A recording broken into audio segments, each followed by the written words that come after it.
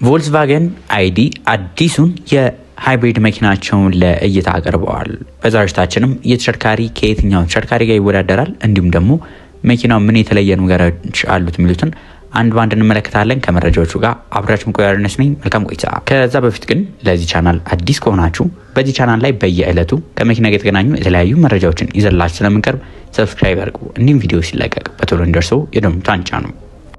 የቮልክስቫገን ምርት የሆኑ የተለያዩ ተሽከርካሪዎች ለቻይና ማርኬት ተብለው የሚቀርቡ ተሽከርካሪዎች አሉ። ከነ ተሽከርካሪዎች መካከል አዲሱ ቮልክስቫገን አይዲ ኢራ9ኤክስ ይባላል። የተሽከርካሪ በአይነቱ ለየት ያለ ነው። ከምናውቃቸው የቮልክስቫገን አይዲ ምርቶች ትንሽ ለየት ያለ ሲሆን የሚያስባለው አብዛኞቹ የአይዲ መኪኖች ሃይብሪድ አይደሉም፣ ሙሉ ለሙሉ ኤሌክትሪክ ናቸው። ይሄኛው ደግሞ ሬንጅ ኤክስቴንደር የሚባል የሃይብሪድ ሲስተም የሚጠቀሙ ናቸው። መኪናው በሳይዙ ኦልሞስት ከአይዲ6 ጋር ተቀራራቢ የሆነ ርዝመት አለው። ኦልሞስት 5.2 ሜትር አካባቢ ሲሆን ስፋቱም 1.9 ሜትር ነው። ቁመቱም ደግሞ ወደ ሜትር ከ80 አካባቢ ናቸው። ዊል ቤዛቸው ማለትም ከፊተኛው ጎማና ከኋለኛው ጎማ መሀል ላይ ያለው እኛ የምንቀመጥበት ከ3 ሜትር በላይ ርዝመት ያለው ነው። ሌላኛው ይህ መኪና ትንሽ ለየት እንዲል ያደረገው ነገር መኪናው የሚያመርተው ካምፓኒ ነው። እንደምታውቁት በሀገራችን ላይ የሚገኙት የትኞቹም የቮልክስቫገን እንዲሁም አብዛኞቹ ትልልቅ ብራንድ ያላቸው ለምሳሌ እንደነ ሚትሱቢሺ ኤርቴክ እንዲሁም ደግሞ ሌሎች የትልልቅ ስም ያላቸው እንደነ ቼቭሮሌት ካፕቲቫ አይነት ተሽከርካሪዎች ሙሉ ለሙሉ የቼቭሮሌት የሚትሱቢሺ እንዲሁም ደግሞ የቮልክስቫገን እንዳልሆኑ ግልጽ ነው። ምክንያቱም ስማቸው ነው እንጂ ቦዲያቸው ሁሉ ነገራቸው በቻይና ተመርቶ የሚቀርቡ እንደሆኑ። ይህንንም መኪና የሚያመርተው ሲያክና ቮልክስቫገን በጆይንት ቬንቸር በአንድ ላይ የሚያመርቱት ተሽከርካሪ ነው። ምርቱም የጀመረው ኦልሞስት በዚህኛው ወር ማርች ላይ 2026 በዚህ ወር በያዝነው ወር ላይ ነው የተመረተው። እንደነገርኳችሁ ሬንጅ ኤክስቴንደር የሚባል ተሽከርካሪ ነው። እንዴት ይሰራል የሚለውን ወደ በኋላ አሳያችኋለሁ። ነገር ግን የተሽከርካሪ ባለ 6 ወንበር የሚባል ተሽከርካሪ ነው። መኪናው የቅንጦት የሚባል ተሽከርካሪ ነው። ሃይብሪድ ሲስተሙም ደግሞ ኖርማል ሃይብሪድ አይደለም። እንደምታውቁት ሃይብሪዶች ፕለግን ሃይብሪድ፣ ማይልድ ሃይብሪድ፣ ፉል ሃይብሪድ እያለን ያየናቸው አለ። ነገር ግን ደግሞ ሃይብሪድ ራሱ መኪናውን በሚጓዝበት መንገድ የተለያዩ አሉ። ኖርማል ሃይብሪድ የምንለው አለ፣ ነዳጅ ሞተሩ ጎማዎቹን ማንቀሳቀስ የሚችሉት። ሌላኛው ደግሞ ሬንጅ ኤክስቴንደር የምንለው ማለት ነው። ኢአርኢቪ እንላቸዋለን። እነሸርካሪዎች ላይ ለምሳሌ ሞተሩ የነዳጅ ሞተሩ ጎማዎቹ ማንቀሳቀስ አይችልም። ማንቀሳቀስ የሚችለው የኤሌክትሪክ ሞተሩ ነው። ታዲያ የነዳጅ ሞተሩ ምንድነው ስራው ካላችሁ፣ የነዳጅ ሞተሩ እንደ ጄኔሬተር ነው የሚያገለግለው ማለት ነው።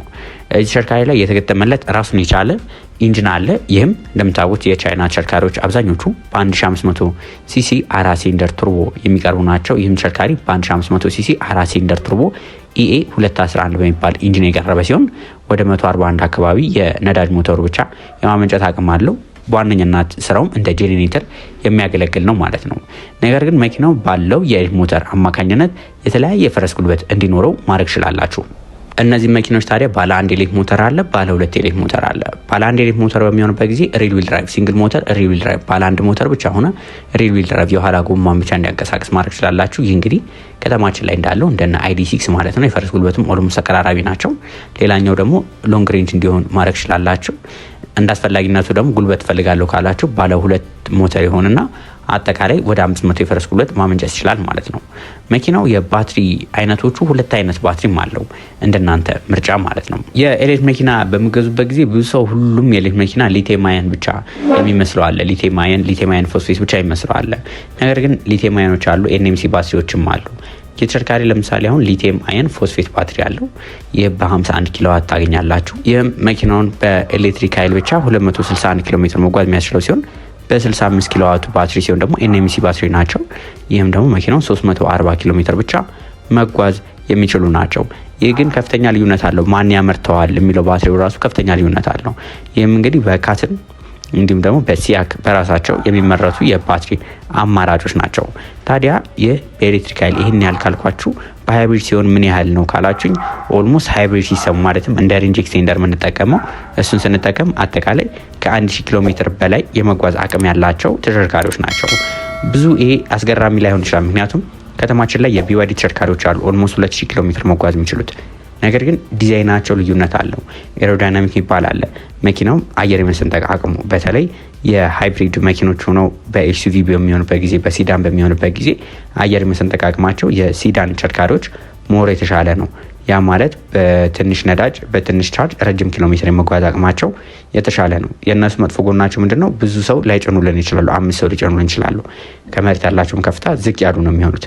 ነገር ግን ይሄኛው በኤስዩቪ በሚሆንበት ጊዜ እነሱ ደግሞ የተሻሉ የሚያደርጋቸው ብዙ የመጫን አቅም አላቸው። ከመሬት ያላቸውም ከፍታ ደግሞ ከፍ ያለ ነው ማለት ነው። እዚሁ ላይ ይህን ያህል ስለ ውስጡ ይህን ያህል ካልኳችሁ፣ እስቲ ደግሞ ውጫዊ ገጽታውን አንዳንድ ነገር ልበላችሁ። የመኪና ውጫዊ ገጽታ በጣም ግሩም የሚባል ነው። ኦልሞስት ID.6 እንደምትሉት አይነት ነው።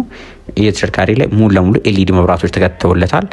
ከዚህ በተጨማሪ ደግሞ የመኪናው በሮች አሁን ለቻይና የሚሸጠውና ለኢንተርናሽናል ማርኬት የሚሸጠው ልዩነት ይኖረዋል ካሁን በኋላ ተብሏል። ምክንያቱም የበሮቹ ራሱ ወደ ውጭ የሚወጡ ናቸው። የቻይናው ሞዴል ላይ ግን ካሁን በኋላ ይህ ነገር ስለማይፈቀድ ሙሉ ለሙሉ ኖርማል የበር መክፈቻዎች እንደሚሆኑ ይጠበቃሉ። የተሽከርካሪ ተለቅ ያሉ ቸርኬዎች አሏቸው። ከዚህ በተጨማሪ ደግሞ የኤር ኢንቴኩ ራሱ በጣም ለኩሊንግ ሲስተም በጣም አክቲቭ ኤር ኢንቴክ የተባለ ነው። በጣም የተሻሉ የሚባሉ የኩሊንግ ሲስተም የሚጠቀሙ ናቸው ማለት ነው። መኪኖቹ በቴክኖሎጂያቸውን በጣም ሀሪፍ የሚባሉ ናቸው። ላይዳር ሲስተምስ ተገጥሞላቸዋል። አድቫንስድ የሆነ ድራይቪንግ አሲስት ሲስተሞች በሙሉ ተካተውላቸዋል። እንደ አስፈላጊነቱ ደግሞ ወደ ውስጥ በምንገባበት ጊዜ የመኪናው ውስጣዊ ገጽታ ያው የቻይና መኪና በቅንጦት በአሁኑ ሰዓት ላይ የሚታሙ አይደሉም። በጣም ሌክዠሪ ናቸው። ኦልሞስት ከቢዋይዲ ዴንዛ ከሚባሉት የሌክዠሪ ብራንዶች ጋር የሚወዳደሩ ከሁዋዌ አቶ ከሚባሉት እንዲሁም ደግሞ ከሊ አውቶ ኤል9 ከምንለው ከዚህ በፊት የምታስታውሱ ከሆነ በአካል ተገኝቼ የሰራው ተሽከርካሪ ነበረ። የመኪናው ሲኒማ የተገጠመለት ከሱ ጋር ተቀራራቢ የሆኑ ዲዛይን ያላቸው ተሽከርካሪዎች ናቸው። ውስጣዊ ገጽታቸው ላይ ተለቅ ያሉ ስክሪኖች አሏቸው። ዲጂታል ድራይቭ ዲስፕሌይ ያላቸው ለኋላ ራሱን የቻለ ስክሪን ተገጥሞላቸዋል። እንዲሁም ደግሞ ወንበሮቹ ራሱ ላውንጅ ስታይል ሲት የሚባሉ ናቸው። በጣም ዘመናዊ የሚባሉ ናቸው።